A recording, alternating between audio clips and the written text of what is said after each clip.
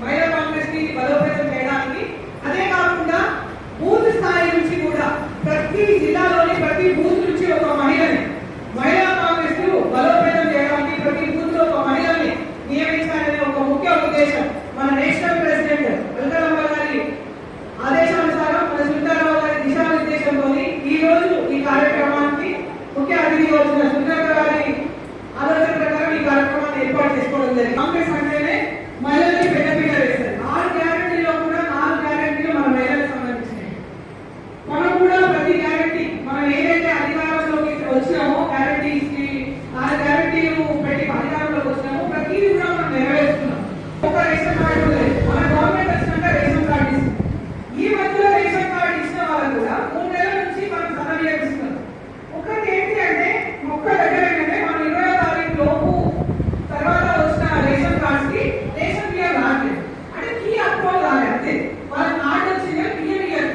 మనం దీన్ని ఏంటి మనమే ఎక్స్ప్లెయిన్ చేయాలి.